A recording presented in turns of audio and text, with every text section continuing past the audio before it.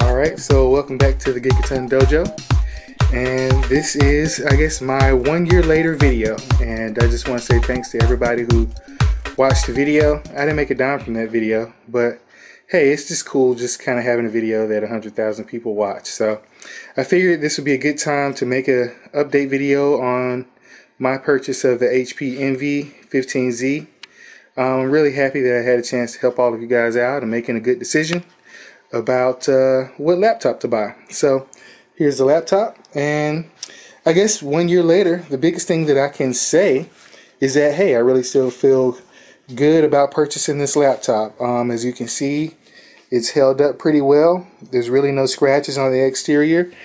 You can look at the back here and you can see that the hinges are in pretty good shape. There's no problem, no creaking, no sliding back and forth or anything like that.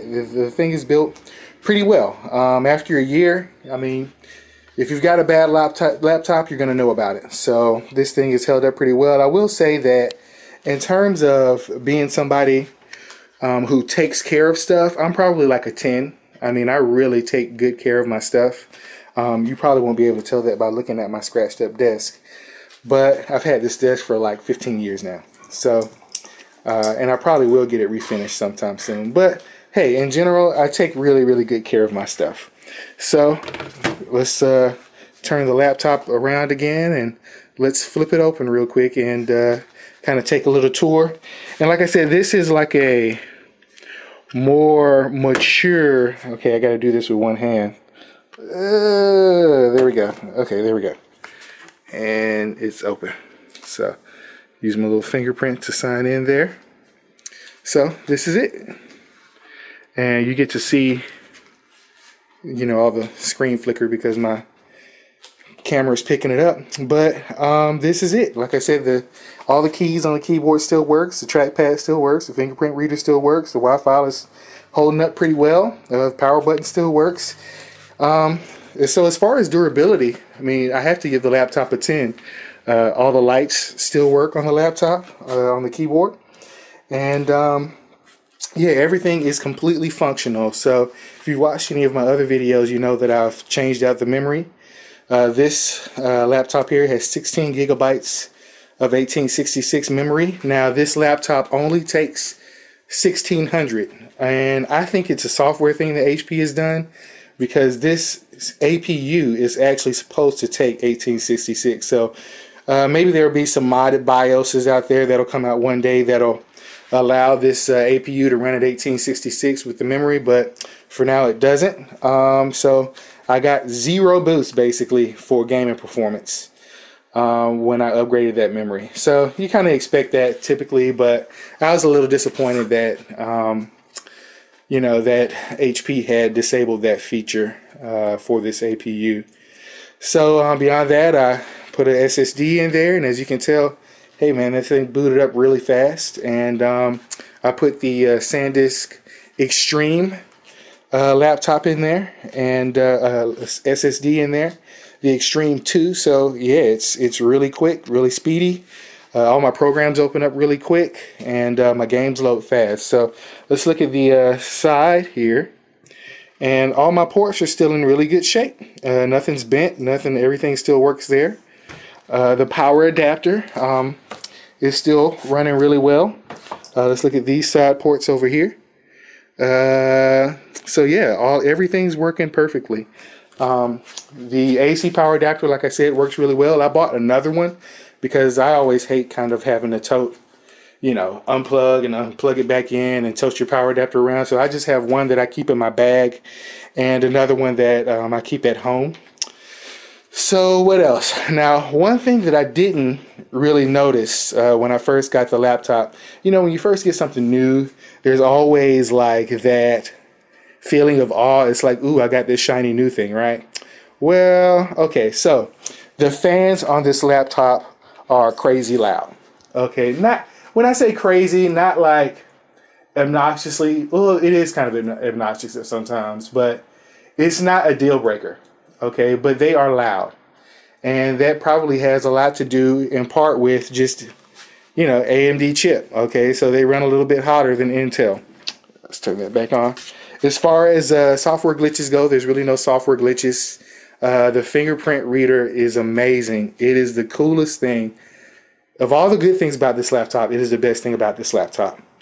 No, I don't think anybody else puts, except maybe Lenovo, puts fingerprint readers on their laptops. But that thing works amazing, and I just love its functionality.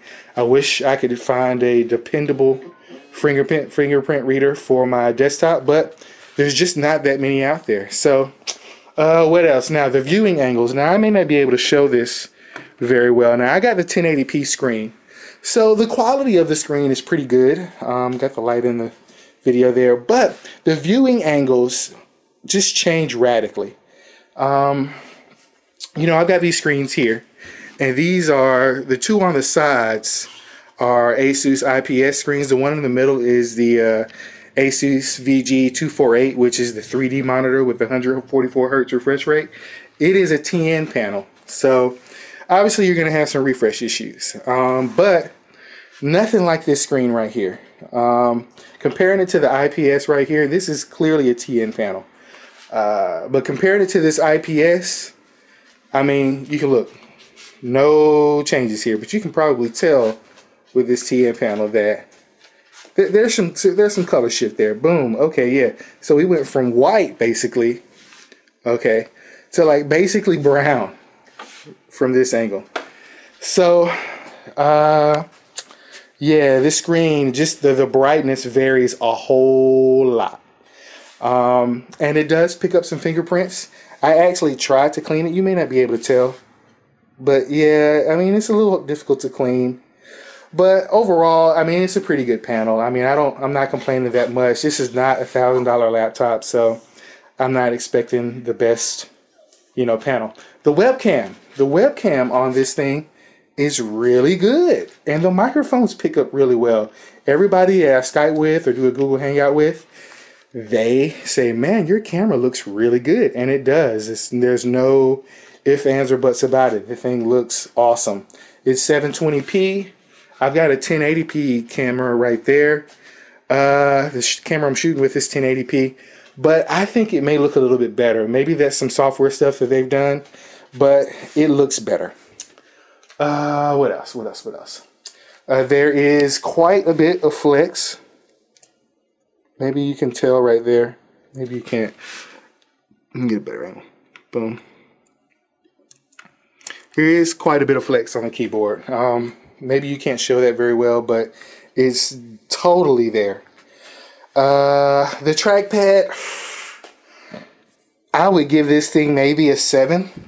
You know, the whole kind of keyboard apparatus is maybe a 7.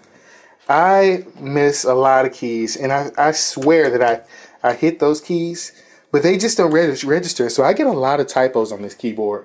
The laptop I had before was the ThinkPad T30. I had it for 10 years, and the typing experience on it was just much better. What else? I haven't had to use HP customer support, and honestly, I guess that's a good thing if you don't need to use the support, because that means your product is working well. So obviously, if you watched my other video about upgrading from the HDD to the SSD, there is the problem with if you try to move to a smaller hard drive, which SSDs typically are, you are going to have a problem with that because it does not allow you to move to a smaller hard drive or SSD, only to a larger capacity storage device. And that is if you're trying to use the cloning software that comes with this unit. Now, you can use Acronis. That's eventually what I used, and it worked really well. But obviously, Acronis, you know, I mean, it's kind of hit or miss. So you're going to have to decide what you want to do with that. If you just want to keep your SSD or your HDD, or if you have a hybrid drive or something like that, probably a hybrid drive is going to be your best choice. There are some times where I wish I had something bigger than a 128 gigabyte hard drive. But hey, you know, that's kind of the price you pay for performance. So what else?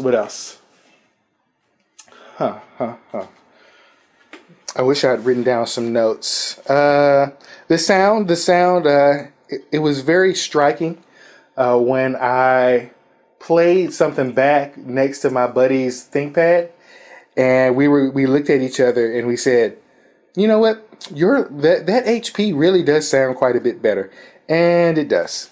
So the sound on here is, I would say, probably a step above your average laptop sound. And yeah, that goes a long way in terms of, you know, just everyday likability. What else? There's some, maybe, is there anything else I really haven't liked about this laptop? Yeah, I mean, maybe that's it. I love all the USB 3 ports. The HDMI out works very well. I found it to be very compatible with surround sounds.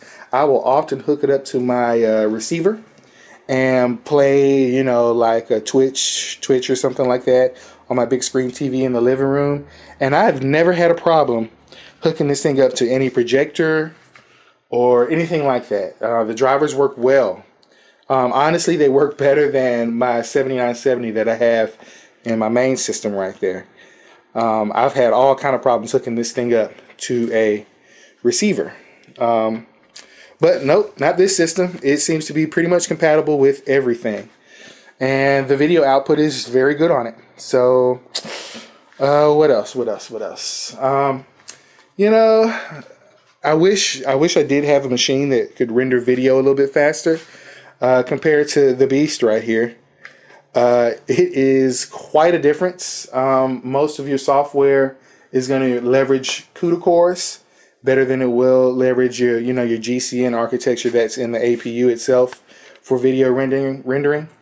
And you know, you can edit on the go, but yeah, you're going to have to wait a while for your render to come out. It's just going to be a while, and that's just the bottom line. Your single thread performance is not going to be as good when I'm, you know, converting a WAV file to an MP3. It generally takes maybe 3 times longer than the Beast.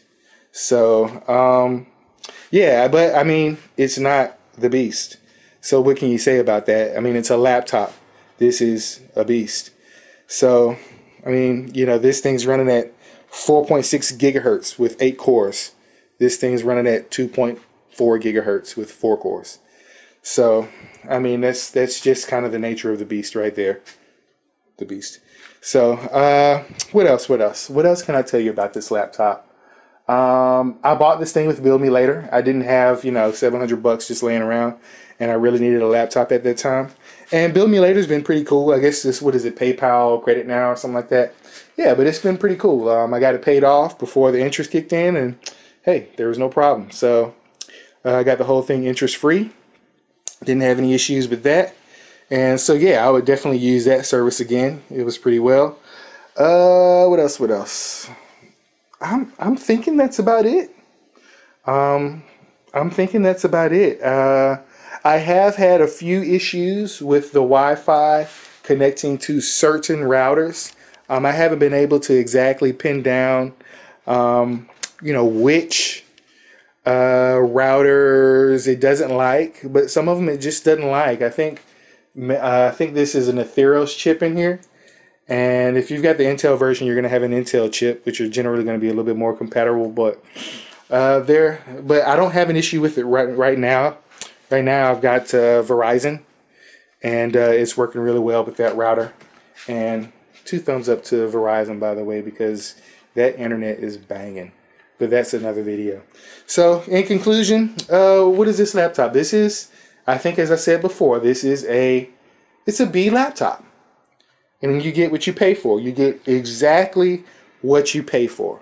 And in a perfect world, that's the way things should be. You should get what you pay for. If you pay $200 for a laptop, you should get a $200 laptop. And that's just the way it is. My sister bought an HP laptop for $200, and that thing is trash. So, you know, what are you going to say? It works, right? I mean, you can surf the web on it, right? But, I mean, is it really a real computer?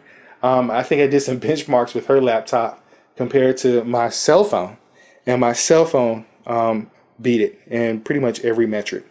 So what can you say about that? But this laptop, you get what you pay for. It's the best AMD laptop on the market, And 1 year later, I'm happy about it. You may even honestly get a little bit more than what you pay for.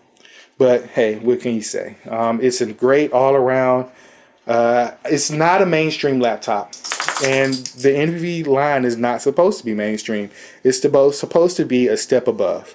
And I think it fulfills that. I think it fulfills that totally.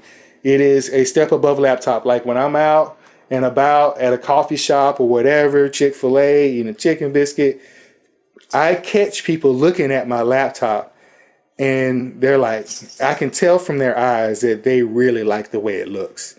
And when I bring it places, people are like, is that an Apple? And I'm like, nah, they knocked off Apple real well, but I think this laptop is better than Apple.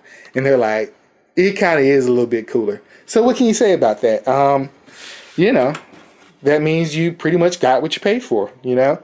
And I'm happy about that 1 year later. So thanks everybody. This video has been, hey, you know, it's been a good year with this laptop. Thanks for watching the channel. And I am very busy right now, but I was just kind of moved to just go ahead and do this video because I've been wanting to do it for a while. And I did it in one take. So that means I don't really even have to do any real editing. And that is awesome. So thanks for watching and hope you guys, hey, make a good decision about which laptop you want. So peace out. Bye.